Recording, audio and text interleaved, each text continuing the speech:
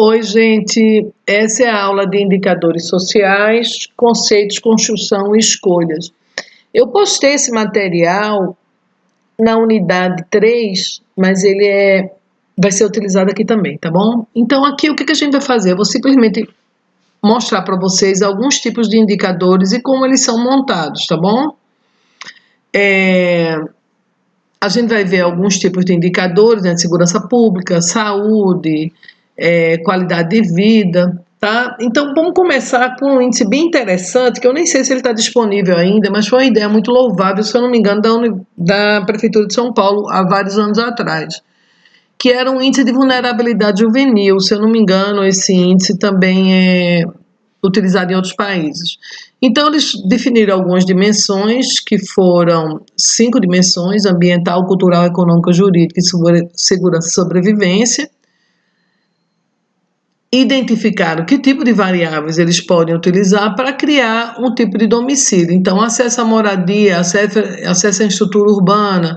A partir daí, eles acharam que poderiam criar alguns indicadores, como qualidade do domicílio, densidade domiciliar, infraestrutura básica. Na parte econômica, acesso ao trabalho, acesso à renda.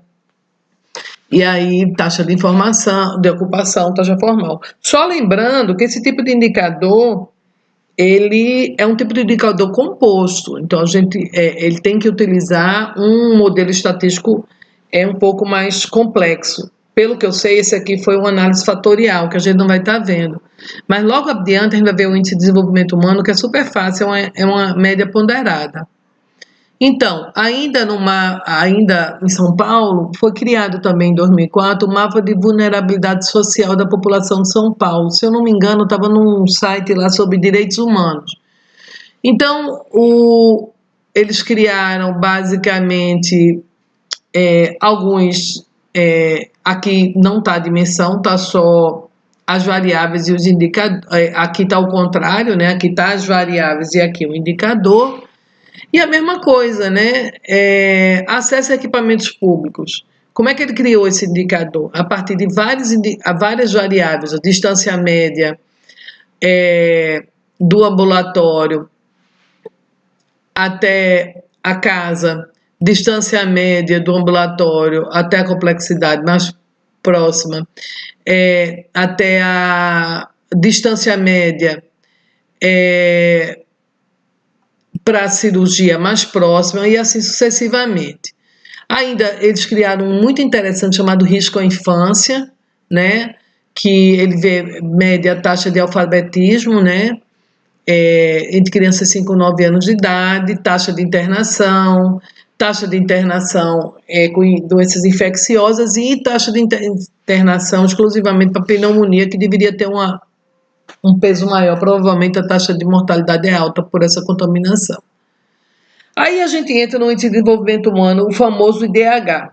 O IDH é extremamente interessante, mas ele é muito simples. Ele é um índice que, assim, quando ele chegou a existir, que foi no final da década de 90, resumiu um problema enorme que a ONU tinha. Porque existia uma enormidade de ONUs e eles não eram comparáveis entre países. Então, o índice de desenvolvimento humano trabalha com aspectos que seriam dimensões. Primeira dimensão é de uma vida longa e saudável. Segunda dimensão, acesso ao conhecimento.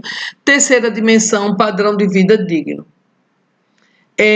Preste atenção que essa dimensão você pode colocar algumas outras variáveis, mas nesse caso está longevidade para a primeira dimensão, nível educacional, conhecimento para a segunda e renda para a terceira.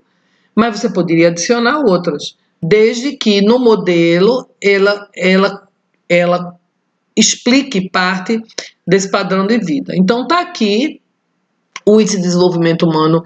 Ele é um índice composto, simplesmente com a soma, né, ponderada, cada uma com um peso, do indicador sobre vida longa e saudável, indicador de educação e indicador de renda. Renda entra aqui também como uma proxy de consumo, digamos assim, né? A pessoa que tem mais renda, ela consome mais bens, né? E isso deve ser levado em consideração como um índice de desenvolvimento humano, assim como a educação e esperança de vida, né? Então aqui a gente tem nesse material que vai servir mais de consulta todo o detalhamento de como é que foi calculado isso. E, por fim, né, são 3 índices, né, cada um com uma taxa de ponderação. Se você entrar aqui nesse ato de desenvolvimento, nesse site, você pode gerar mapas com IDH de 2000 e de 2010. Em algumas variáveis, você pode acessar o IDH desde 91. 91, não. Sim, 91, 2000 e 2010. Sendo que, para comparação, entre 2000 e 2010 é muito melhor. Então, tá super interessante. Eu recomendo vocês entrarem lá. Lá tem os mapas, tem as tabelas, tem tudo, tá? Bom, depois do índice de desenvolvimento humano, se criou outros índices, como o índice de pobreza humana, a mesma coisa, né?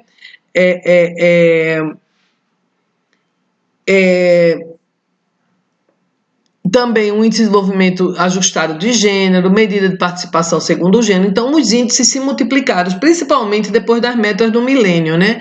Cada uma das metas tem um índice próprio. Aqui para o índice de pobreza humana, o que foi levado em consideração também foi o índice de exclusão social, né? Que no caso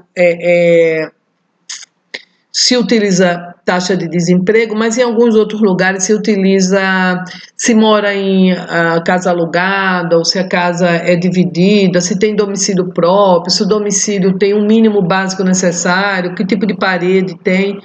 Então, o índice de desenvolvimento humano ele é interessante, mas ele usa grandes proxies para tentar comparar os países em desenvolvimento humano. Nem sempre o indicador de educação significa que a pessoa tem moradia digna, né? Então, enfim, quanto mais indicadores, melhor, né? Aí a gente tem agora os indicadores de educação. Se vocês prestarem atenção na unidade 2, a unidade 2 eu fui bem detalhada com alguns índices de saúde e de educação. Aqui eu vou só passar rapidamente o que é que a gente encontra no INEP, né? Vários índices. Você tem no INEP desde de indicador direto, objetivo, como taxas simples, mas também, principalmente, tem alguns indicadores construídos, né? Por exemplo, aproveitamento escolar é um indicador construído, né? Ele soma a nota, tudo que você construiu na prova, que a criança construiu na prova, e cria o valor dela, tá? Então, no INEP Data, por exemplo, a gente tem índice de condições de oferta, acesso e participação, estabelecimentos de processo seletivo, curso de pós-graduação, população. Isso daqui são os níveis de desagregação. E aqui já são alguns indicadores, tá? Além disso, o INEP, ele divulga todo ano sinopses estatísticas, tá? E são elas, que já é um indicador pronto, como taxa de aprovação, taxa de reprovação, taxa de abandono, taxa de distorção, série e idade, que a gente viu na unidade 2, atendimento escolar, escolarização líquida, deixa eu ver se a taxa de evasão estava aqui. Bom, a taxa de evasão entrou hoje como uma coisa muito importante, taxa de alfabetização e a taxa bruta de frequência à escola. Bom, eu gostaria de mostrar rapidamente o índice de proteção social que tem no Ministério do Desenvolvimento Social. Eu queria que vocês, por favor, visitassem esse censo aqui, esse blog aqui, que vocês vão encontrar vários indicadores. E os indicadores lá, a cada ano crescem. A vigilância socioassistencial do governo sobre os municípios está sendo cada vez maior. Eu peguei só um exemplo do índice do CRAS e do CREAS. Como vocês sabem, o CRAS, que é o índice, ele mede a capacidade de atendimento de qualidade, digamos assim, dos CRAS, que são os centros de referência da assistência social, e o CREAS, que são os centros de referências especiais de atendimento social, onde está as políticas de média e alta complexidade. O CRAS e o CREAS, um exemplo, o CREAS não está levando em consideração nada de infraestrutura, simplesmente que tipo de serviço está sendo atendido. Já o CRAS leva em consideração a estrutura física, o recurso humano e os serviços e os benefícios que estão sendo estruturados, tá? Nesse link abaixo você vai entender direitinho como é que cada um desse indicador está sendo construído, tá? Mais uma coisa do MDS, rapidamente falando, é como o MDS monitora cada município. Então, família que reside em domicílio com serviço de estrutura inadequado, família com renda per capita inferior a um quarto salário mínimo, famílias...